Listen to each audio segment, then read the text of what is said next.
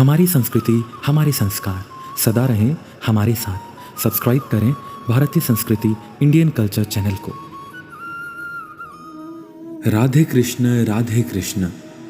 दोस्तों, श्री कृष्ण कहते हैं, मैं ना तो तुम्हारी महंगी भेंट से खुश होता हूँ, ना दिखावटी दान दयालुता से। अगर मेरे मन को हरना है तो मुझे प्रेम से पुकारो, मैं हाजिर हो जाऊंगा। अवास्तविक चीज़ों को लेकर मन में कभी डर पैदा मत होने दो। वो वास्तविक नहीं है, वह ना तो कभी था और ना कभी होगा। इसके उल्टे जो वास्तविक है वह हमेशा से था और उसे ना बदला जा सकता है और ना कभी नष्ट किया जा सकता है। जो मनुष्य अच्छे काम में लगा हुआ होता है, आने वाले समय में उसका अंत कभी बुरा नहीं होता है।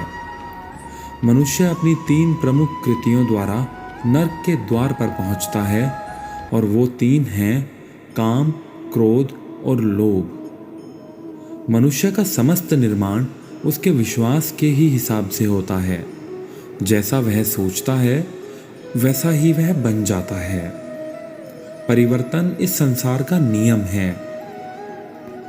एक नज़र में तुम असीम संपत्ति के मालिक बन सकते हो तो दूसरी ही नज़र में तुम दरिद्र बन सकते हो। एक इंसान के रूप में इस धरती पर तुम्हारे कुछ कर्तव्य हैं। ज़रूरी रूप से अपने कर्तव्यों को निभाओ और आगे बढ़ते जाओ।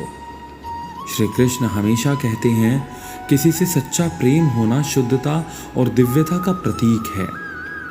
जो कुछ भी हुआ है उसमें तेरा कोई योगदान नहीं है, इसलिए तुम्हारी सारी परेशानियां व्यर्थ हैं। हर चीज़ की शुरुआत मुझसे होती है और ख़त्म भी मुझ पर ही आकर होती है। इंद्रियों से मिलने वाला सुख सच्चा नहीं होता। इंद्रियों का सुख पहले तुमको अमृत की मिठास देगा, लेकिन बाद में तुम्हारा विनाश कर देगा। तुम अपने जीवन को सार्थक बना सकते हो, लेकिन इसके लिए तुम्हें मेरी शरण में आना होगा। अगर तुम्हें मेरी बातें अटपटी लगती हैं तो तुम्हें अपने नज़रियों को बदलने की ज़रूरत है। अभी तुम चीज़ों को उस तरह से नहीं देखते जिस तरह से मैं देखता हूँ। श्री कृष्ण हमेशा कहते हैं, अगर एक बार तुमने मुझ पर विश्वास कर लिया तो तुम्हें जीवन में कभी निराश होना नहीं पड़ेगा। एक बार जो मुझ पर विश्वास करता है उसे मैं कभी भी नहीं छोड़ता हूँ। जो मेरे भक्त के साथ धोखा करता है उसके लिए मुझसे बड़ा शत्रु कोई नहीं।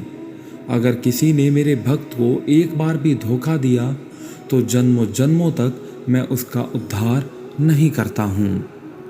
भगवान कृष्ण कहते हैं कि इस देवत्व का सर्वोच्च मैं हूँ। सब कुछ मुझ पर निर्भर है। अगर तुमने मेरे बारे में जान लिया तो तुम्हारा कल्याण निश्चित ही हो जाएगा। मैं हर दिल को एक मंदिर की तरह देखता हूँ। जो दिल जितना सुंदर होता है वहाँ मैं उतना ही अधिक ठहरता हूँ। भगवान श्री कृष्ण के चरण कमल इतने पवित्र हैं कि जो उनको शरण लेता है तुरंत ही शुद्ध हो जाता है। इस दुनिया में तुम प्रेम सभी से करो, लेकिन पूर्ण रूप से विश्वास किसी पर भी मत करो। अगर तुमको भरोसा करना है तो केवल कृष्ण पर करो।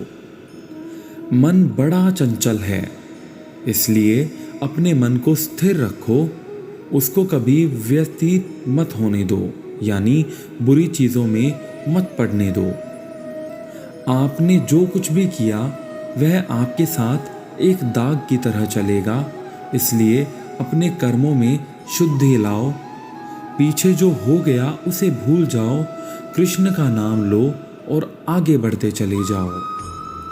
बुरे विचार मन को दुखी और परेशान कर सकते हैं, लेकिन जब आप कृष्ण में विश्वास करते हैं तो कृष्ण खुद आपकी सभी परेशानियों को दूर करने ज़रूर आते हैं।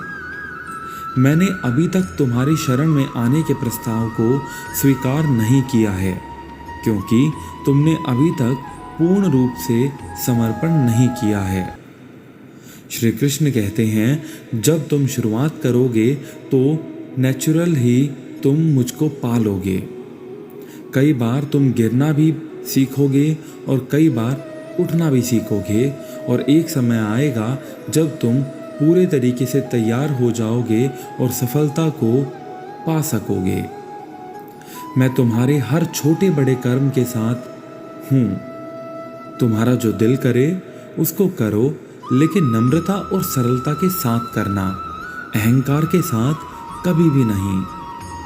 श्री कृष्ण कहते हैं कि एक उपहार तब शुद्ध होता है जब उसको सच्चे दिल से सही व्यक्ति को सही समय पर दिया जाता है और बदले में कोई दूसरी उम्मीद नहीं करी जाती। कड़े संघर्ष के बाद प्राप्त होने वाला सुख जिसने आपके दुख का अंत किया है, ऐसे संघर्ष का पहला कदम आपको कड़वे जहर के समान लगता है और अंत में आपको अमृत की प्राप्ति होती है। इस तरह का सुख केवल मन की शांति से प्राप्त हो सकता है। इस धरती पर आने के बाद आपका मुख्य उद्देश्य यहाँ से मुक्त होना है। केवल वही मनुष्य मुक्त हो सकता है जो अपने कर्मों में दृढ़ संकल्प के साथ स्थिर और सुख दुख को समान रूप से सहन करता हो। श्री कृष्ण सदैव ये बात कहते हैं कि जो मनुष्य अपनी आत्मा की बात सुन नहीं सकता, वह मेरी बात कैसे सुनेगा, और जो व्यक्ति अपनी आत्मा की बात सुन सकता है, वह मुझसे बात कर सकता है और तो और मुझे देख भी सकता है। अपने सभी कर्मों को कृष्ण पर केंद्रित होकर करो। आस्तिक को त्याग दो। सफलता और असफलता को एक समान दृष्टि के साथ देखो, क्योंकि आध्यात्मिकता का अर्थ ही होता है समभाव, यानी सभी चीज़ों को एक प्रकार से देखना। वह मनुष्य जिसने घृणा को त्याग दिया, जो सभी प्राणियों के साथ समान व्यवहार करता है, जो सुख दुख और दर्द पीड़ा से अप्रभावित है, जिसके अंदर करुणा भरी हुई है और मन शांत है, उसने सही मायने में मुझे यानी कृष्ण को प्राप्त कर लिया है। यही वह मनुष्य है जिसको मैं सबसे अधिक प्रसन्न करता हूँ। इस विशाल संसार में तुमको केवल कर्म करने की छूट है। इसके अतिरिक्त फल की इच्छा और स्वार्थ सब कुछ निरर्थक है। ये सोचकर कभी किसी काम की शुरुआत मत करो कि इसका तुमको कोई फल मिलेगा। बिना किसी लालसा के कर्म करते चलो और कृष्ण को साथ में लेकर आगे बढ़ते चलो। जो आदमी मुझ पर अपनी सभी परिस्थितियों को छोड़ देता है, मैं उसका साथ कभी भी नहीं छोड़ता हूँ। इंद्रियों का काम ही तो है भटकाना। जब कोई मनुष्य अपना मन उनके पीछे छोड़ देता है, तो समझ लीजिए कि उसने छेद वाली नाव में सवारी शुरू कर दी, जिसका डूबना तय है। ऐसा कोई नहीं है जिसका सदियों से अस्तित्व है, और ना ही ऐसा कोई है जिसका सदियों के बाद अस्तित्व रहेगा। यहाँ कुछ भी स्थायी नहीं है। श्री कृष्ण सदैव एक बात कहते हैं, वह सभी चमकदार वस्तुओं में प्रकाश के स्रोत के रूप में स्थित है। वह सभी प्रकार के अंधकार से परे और अव्यक्त है। वह ज्ञान का विषय है और वही ज्ञान का लक्ष्य भी है। वह सबके हृदय में विराजमान है। वह सभी के हृदय में विराजमान है। श्री कृष्ण का नाम लेते रहो, जिंदगी कितनी आसान बन जाएगी, ये ना तो आप जान सकते हैं ना समझ सकते हैं। ये तो केवल अनुभव किया जा सकता है। इसलिए श्री कृष्ण सदैव कहते हैं कि जो मज़ा अनुभव करने में है, वह मज़ा सिर्फ बताने, पढ़ने और सुनने में कभी भी नहीं है।